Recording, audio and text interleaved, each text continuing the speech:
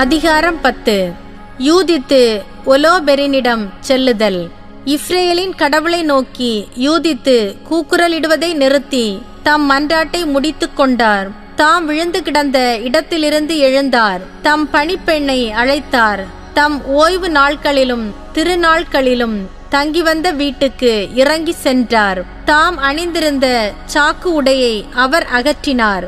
கைம்பெண்ணுக்குரிய ஆடைகளை களைந்தார். நீராடி விலை உயர்ந்த நறுமண எண்ணெய் பூசி வாரி முடித்து தலை மீது மடிமுனியை வைத்துக் கொண்டார். தம் கணவர் மனாசே உயிரோடு இருந்தபோது தாம் உடுத்தியிருந்த பகட்டான ஆடைகளை அணிந்து கொண்டார். தம்மை காணும் ஆண்கள் அனைவருடைய கவனத்தையும் ஈர்க்கும் வண்ணம் காலில் மிதியடி அணிந்தார். சிலம்பு, கைவளை, மோதிரம், காதணி முதலிய தம் அணிகலன்கள் அனைத்தையும் அணிந்து தம்மை பெரிதும் அழகுபடுத்திக் கொண்டார். தம் பணிப்பெண்ணிடம் திராட்சை ரசம் நிறைந்த தோல் பையையும் எண்ணெய் அடங்கிய குப்பியையும் கொடுத்தார். வறுத்த தானியம், உலர்ந்த பழங்கள், அப்பங்கள் ஆகியவற்றை ஒரு பையிலிட்டு நிறைத்தார். அவை அனைத்தையும் சேர்த்து கட்டி தூக்கிக் கொண்டு வருமாறு அவளிடம் கொடுத்தார். அவர்கள் இருவரும் பெத்தூலியா நகரின் வாயிலை நோக்கி சென்றார்கள். அங்கு ஊசியாவும் நகரின் மூப்பர்களான காபிரியும் கார்மியும் நின்று கொண்டிருக்க கண்டார்கள். அம்மூவரும் யூதித்தின் முகத்தோற்றம் வேறுபட்டிருப்பதையும் அவர் வழக்கத்திற்கு மாறாக ஆடை அணிந்திருப்பதையும் கண்டனர். அவரது அழகை கண்டு மிகவும் வியந்து, எங்கள் மூதாதையரின் கடவுள் உன்மீது அருள் பொழிவாராக, இஸ்ரேல் மக்களின் மாட்சியும் எருசலேமின் மேன்மையும் விளங்க உன் திட்டங்களை அவர் நிறைவேற்றுவாராக என்று வாழ்த்தினர்.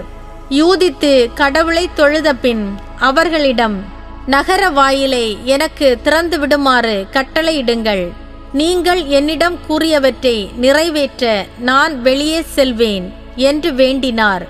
அவர் கேட்டுக்கொண்டபடி அவருக்கு வாயிலை திறந்து விடுமாறு மூப்பர்கள் இளைஞர்களுக்கு கட்டளையிட்டார்கள். இளைஞர்களும் அவ்வாறே செய்தார்கள். யூதித்து வெளியே செல்ல அவருடைய பணிப்பெண்ணும் அவரோடு சென்றாள். மலையிலிருந்து கீழே இறங்கி பள்ளத்தாக்கை கடக்கும் வரை நகர மாந்தர் யூதித்தையே பார்த்து கொண்டிருந்தனர். அதன் பின் அவரை அவர்களால் காண முடியவில்லை. பெண்கள் இருவரும் பள்ளத்தாக்கில் நேரே சென்று கொண்டிருந்தார்கள். அப்பொழுது அசீரியர்களின் சுற்று காவற்படை யூதித்தை எதிர்கொண்டது. அப்படையினர் யூதித்தை பிடித்து, நீ எந்த நாட்டை சேர்ந்தவள்? எங்கிருந்து வருகிறாய்? எங்கு செல்கிறாய்? என்று வினவினர். அதற்கு அவர், நான் ஓர் எபிரேய பெண், ஆனால் எபிரேயர்களிடமிருந்து தப்பியோடி கொண்டிருக்கிறேன். ஏனெனில் அவர்கள் உங்களுக்கு இரையாகுமாறு கையளிக்கப்படவிருக்கிறார்கள். நானோ உங்கள் படைத்தலைவர் ஒலோபெரினை பார்த்து அவரிடம் உண்மை நிலையை எடுத்துரைக்க சென்று கொண்டிருக்கிறேன். அவர் மலைப்பகுதி முழுவதையும் கைப்பற்றக்கூடிய வழியை அவருக்கு காட்டுவேன். அவருடைய வீரர்களுள் யாரும் உயிரிழக்க மாட்டார்கள். அவர்களின் உடலுக்கோ உயிருக்கோ எவ்வகை தீங்கும் நேராது என்றார். வீரர்கள் அவருடைய சொற்களை கேட்டு அவரை உற்று நோக்க அவருடைய முகம் எழில் மிக்கதாய் அவர்களுக்கு தோன்றியது. அப்பொழுது அவர்கள், எங்கள் தலைவரை காண விரைவாக கீழே இறங்கி வந்ததால் நீ உயிர் பிழைத்தாய். நீ இப்போது அவரது கூடாரத்துக்கு செல். எங்களுள் சிலர் உன்னை அழைத்து சென்று அவரிடம் ஒப்படைப்பர். நீ அவர் முன் நிற்கும்போது அஞ்சாதே. நீ எங்களிடம் சொன்னதையே அவரிடம் தெரிவி. அவர் உன்னை நல்ல முறையில் நடத்துவார் என்றார்கள்.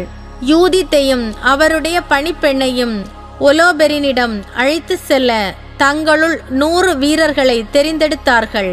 இவர்கள் பெண்கள் இருவரையும் ஒலோபெரினுடைய கூடாரத்துக்கு அழைத்து சென்றார்கள்.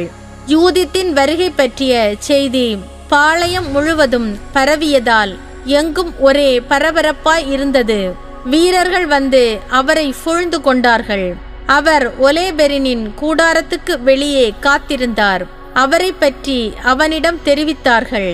அவர்கள் அவரது அழகை கண்டு வியந்தார்கள். அவரை முன்னிட்டு இஸ்ரேல் மக்களை பற்றியும் வியந்தார்கள். இத்தகைய பெண்களை தங்களிடையே கொண்டிருக்கும் இந்த மக்களை யாரே இழிவாக கருதுவர்? இவர்களுள் ஓர் ஆணை கூட உயிரோடு விட்டு வைப்பது நல்லதன்று.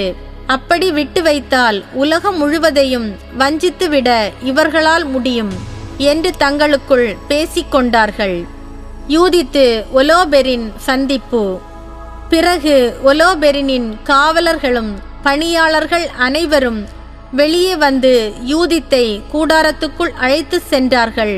அப்போது பொன், மரகதம், விலையுயர்ந்த கற்கள் பதிக்கப்பட்ட கருஞ்சிவப்பு துணியாலான மேற்கவிகையின் கீழ் தன் படுக்கையில் ஒலோபெரின் ஓய்வு கொண்டிருந்தான்.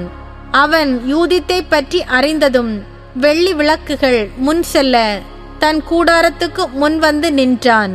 அவன் முன்னும் அவனுடைய பணியாளர்கள் முன்னும் யூதித்து வந்தபோது அவரது முக அழகைக் கண்டு அவர்கள் அனைவரும் வியந்தார்கள். யூதித்து ஒலோபெரின் முன்னிலையில் முகங்குப்புற விழுந்து வணங்கினார். அவனுடைய பணியாளர்கள் அவரை தூக்கிவிட்டார்கள்.